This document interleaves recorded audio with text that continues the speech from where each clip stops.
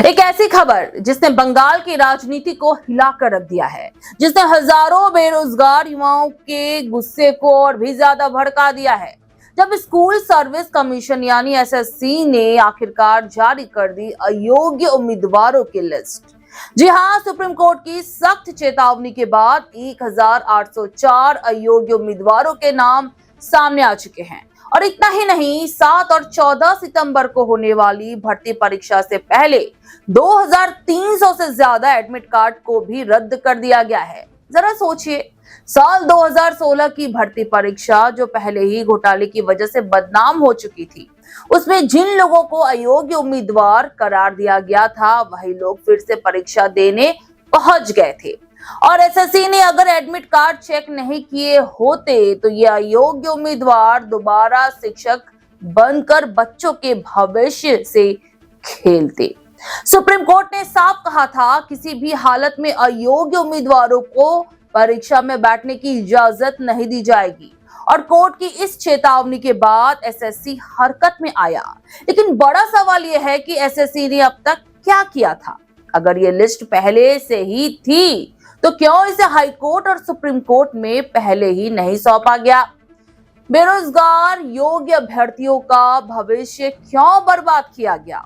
और अब जब 1804 नाम सामने आ गए हैं तो बाकी हजारों नियुक्तियों का क्या होगा?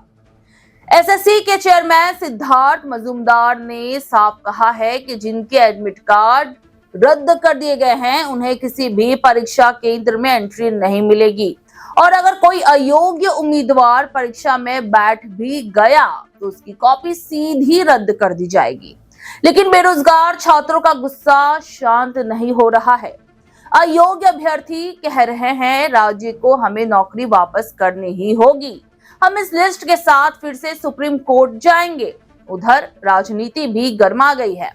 बीजेपी नेता और केंद्रीय मंत्री सुकांत मजूमदार कह रहे हैं, इतनी छोटी लिस्ट पर भरोसा नहीं किया जा सकता।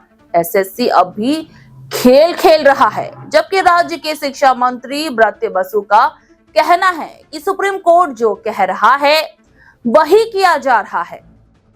এটা তো সুপ্রিম কোর্টের নির্দেশে বিষয়টি আমাদের আইনজীবী সাংসদ মাননীয় সাংসদ কল্যাণ বন্দ্যোপাধ্যায় বিষয়টা সুপ্রিম কোর্টে কথা দিয়েছেন এবং পুরোটাই মানে এসএসসি থ্রু আমাদের আইনজীবী বিষয়টা ডিল করছে। আমরা কোর্ট যেটা বলেছেন সেটাই আমরা নিশ্চয়ই সেটা শুনবো। আমরা বলতে পারি যে আমরা মূলানুগ এবং কোর্ট যেরকম बोलছেন সেইভাবেই কাজ করছি। दर्शकों, यहाँ सवाल सिर्फ एक लिस्ट का नहीं है, यहाँ सवाल है बेरोजगारी के दर्द का, यहाँ सवाल है भ्रष्टाचार की गहराई का, और सबसे बड़ा सवाल, क्या हमारे बच्चों को पढ़ाने वाले शिक्षक भी अयोग्य और भ्रष्ट होंगे? एसएससी घोटाले ने बंगाल के लाखों युवाओं के सपनों को तोड़ा है, और ये लिस्ट सिर्फ कागज का टुकड़ा नहीं बल्कि उस भ्रष्ट तंत्र का सबूत है जिसने शिक्षा को भी बाजार बनाकर रख दिया। अब देखना यह है कि सुप्रीम कोर्ट की यह सर्जिकल स्ट्राइक शिक्षा घोटाले की जड़ों तक पहुंचती है या नहीं, क्योंकि जनता अब सिर्फ एक सवाल पूछ रही है, कब तक चलेगा ये भर्ती घोटाला? कब मिलेगा बेरोजगार युवाओं को इंसाफ?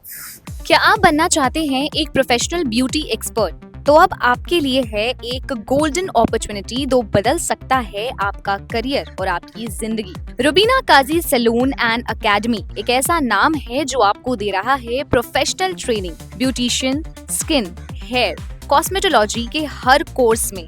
यहाँ सिर्फ 45 दिनों में ही दे सकते हैं आपको चुनिंदा ट्रेनिंग, बेसिक से लेकर इंटरनेशनल लुक्स तक। जी हाँ, 10 एक्सक्लूसिव लुक्स की expert training, Brazilian makeup, water resistant makeup, illuminated look और भी बहुत कुछ सीखने को मिलेगा। और सबसे बड़ी बात, ISO बेस्ड कोर्स जो कि वर्ल्ड वाइड अप्रूव्ड है, यानी कोर्स के बाद आप दुनिया में कहीं भी जा सकते हैं और शानदार जॉब पा सकते हैं। यहाँ आपको अपने सपनों की उड़ान के लिए पैसों की कमी नहीं महसूस होगी, क्योंकि यहाँ है EMI इजी ऑप्शन अवेलेबल। पता नोट कर लीजिए, Rubina Kazi salon and academy, 4th floor, Devi market, Greek Orthodox church के पास, Hazra Kalighat, new sky wall bridge के सामने।